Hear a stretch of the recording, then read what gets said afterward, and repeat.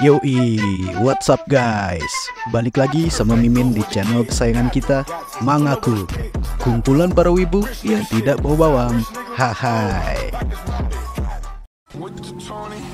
Kali ini Mimin bakal lanjutin alur cerita dari manhwa yang berjudul Solo Leveling. Buat yang belum nonton part sebelumnya, bisa nonton dulu part sebelumnya ya guys, biar makin asik nontonnya. Yoi, langsung aja kita masuk ke alur ceritanya.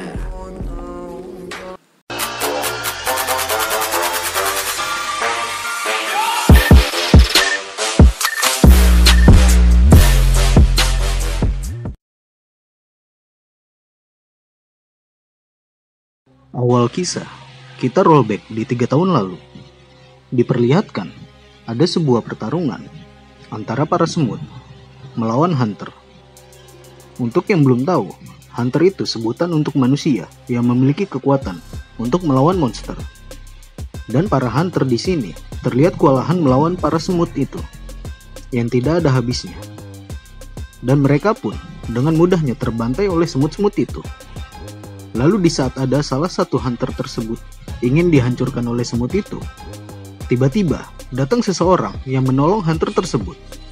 Orang itu pun langsung menyembuhkan luka yang diderita oleh hunter itu menggunakan skill penyembuhnya. Orang ini adalah seorang hunter, juga yang memiliki ranking S, bernama Min Byung-gu.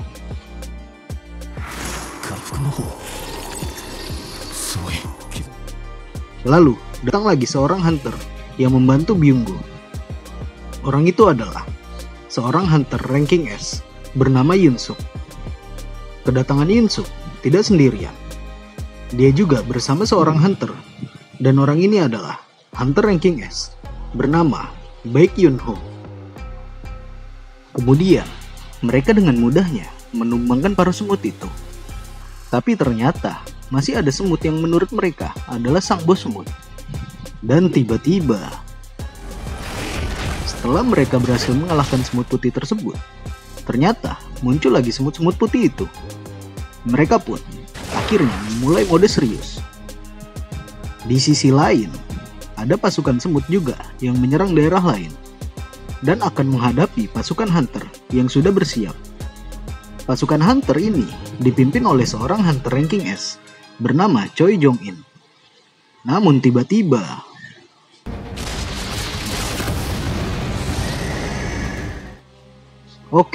jadi beberapa belas tahun yang lalu ada sebuah lorong bernama Gate yang tiba-tiba muncul yang menghubungkan dunia ini dengan dimensi lain.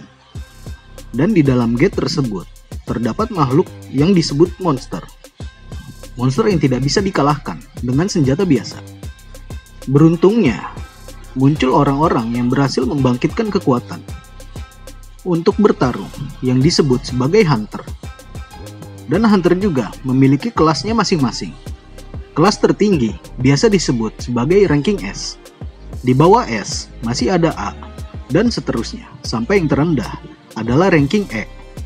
Ranking biasanya dihitung dengan banyaknya mana yang ada di dalam tubuh mereka. Semakin besar mana mereka, maka semakin tinggi ranking mereka. Dan solo leveling baru dimulai. Awal kisah memperlihatkan segerombolan orang yang sedang ingin melakukan raid untuk memburu monster. Di antaranya ada seorang yang kita sebut saja bernama Pak Kim, dan satu lagi namanya Pak Park. Mereka berniat melakukan raid bersama. Kemudian muncullah MC ganteng kita bernama Sung Jin-woo. Kehadiran Sung Jin-woo langsung disambut oleh semua orang di sana. Karena Jin-woo terkenal di kalangan hunter. Tapi terkenalnya karena dia adalah hunter terlemah yang pernah ada. Buat Jin-woo, ejekan dari orang itu adalah makanan sehari-hari baginya. Tapi ada yang peduli dengan Jin-woo. Orang itu adalah Juhi. Juhi selalu marah ketika Jin-woo mengikuti raid. Karena dialah yang selalu menyembuhkan Jin-woo tiap Jin-woo terluka. Lalu, sang ketua raid yang bernama Song Chiul mengumpulkan mereka. Kita panggil aja sebutannya sebagai Pak Song ya. Pak Song mengajak mereka untuk bergegas memasuki gate tersebut. Singkat cerita, Jinwoo kini sedang berhadapan dengan goblin. Jinwoo sangat kewalahan melawan goblin tersebut, di mana goblin seharusnya adalah monster yang sangat lemah. Tapi buat Jinwoo, goblin bukanlah lawan yang mudah. Namun tiba-tiba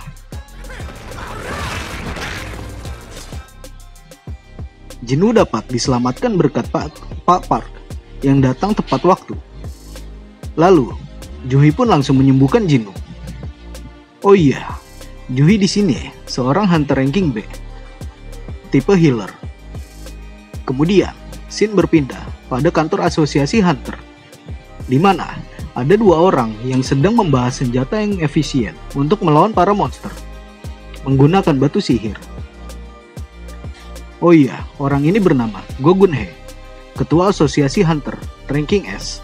Sedangkan yang satunya adalah orang kepercayaan Go Gun-hye bernama Woo Jin-chul, hunter ranking A. Kita kembali ke MC ganteng kita, dan terlihat kini mereka berhasil mengalahkan para monster tersebut. Sedangkan Jinwoo masih disembuhkan oleh Juhi.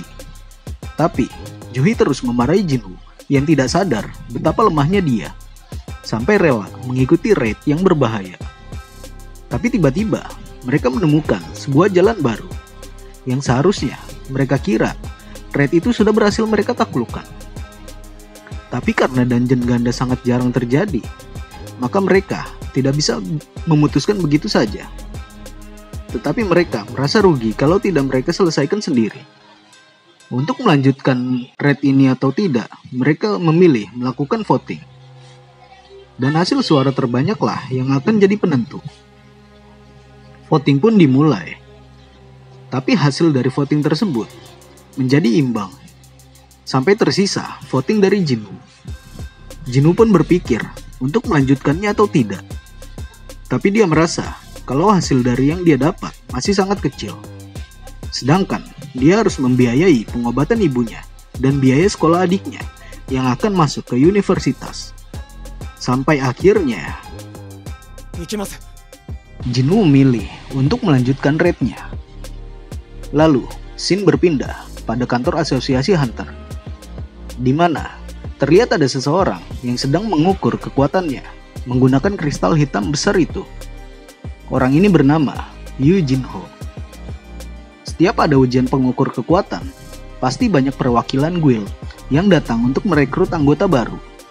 Salah satunya adalah guild milik Jong-in yang sudah berhasil merekrut seseorang. Kemudian, scene berpindah di pusat kota.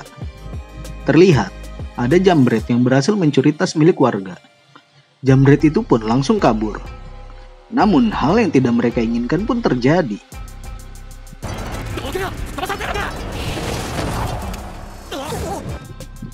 Ya, cewek itu dengan mudahnya merebut kembali tas jambret itu. Dan orang ini bernama Cha Hae-in, seorang hunter ranking S. Dan dia adalah salah satu anggota guild milik Choi Jong-in. Kita kembali pada MC ganteng kita. Terlihat tim raid ini masih terus menyusuri dungeon ini. Sedangkan Jinwoo terus meminta maaf pada Juhi karena dirinya sudah memilih untuk melanjutkan raidnya. Sedangkan Juhi sangat tidak ingin melanjutkan raid ini. Tapi Juhi mengatakan kalau dirinya akan memaafkan Jinwoo kalau Jinwoo mau mentraktirnya sehabis raid ini selesai. Jinwoo pun senang setelah mendengar jawaban dari Juhi. Sampai akhirnya mereka menemukan sebuah pintu besar. Walau mereka sangat jarang melihat hal seperti itu, tapi mereka tidak ada alasan untuk mundur dan memilih untuk terus melanjutkan dungeon ini. Lalu scene berpindah pada sosok Go Gun-hye yang sedang memberi motivasi pada hunter baru. Lalu kita kembali pada MC ganteng kita, di mana mereka kini sudah memasuki pintu besar tersebut. Dan kondisi di dalamnya sangat aneh, di mana banyak sekali patung besar, tetapi tidak ada monster sama sekali di sana. Tapi ada sesuatu yang membuat mereka teralihkan fokusnya pada suatu aksara kuno, yaitu Commandement Quill Cartenon. Commandement tersebut tertulis sesuatu. Tapi di saat mereka sedang fokus pada Commandement tersebut, tiba-tiba Juhi mengatakan kalau mata patung yang paling besar itu bergerak. Jinwoo pun tak menggubris perkataan Juhi barusan. Tapi tiba-tiba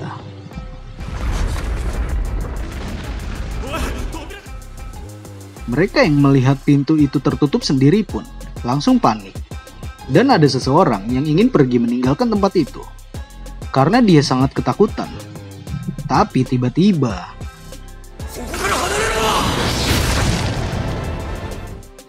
dengan mudahnya orang itu langsung terkapar tanpa perlawanan. Mereka semua yang melihat itu sangat panik karena harus melawan monster seperti ini. Apalagi Jinwoo yang hanya seorang hunter lemah, bahkan terlemah dari semua hunter.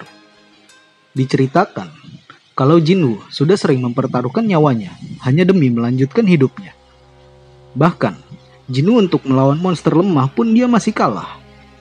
Jinwoo tidak peduli serendah apapun dungeon yang akan dia masuki, karena menurutnya semua dungeon sama berbahayanya bagi dirinya. Biasanya para hunter akan membeli perlengkapan setelah menjual batu sihir, dan mereka akan mengalahkan monster yang lebih kuat demi mendapatkan lebih banyak imbalan.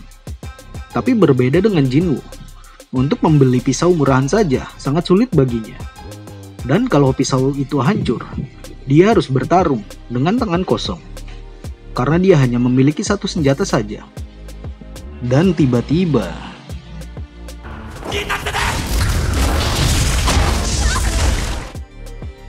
beruntungnya Jinwoo sempat berteriak memberitahu mereka semua untuk menunduk. Jadi mereka berhasil selamat dari serangan dahsyat barusan.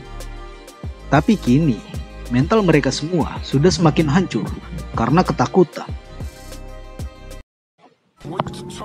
Oke guys, segitu dulu alur cerita dari Jinwoo ya.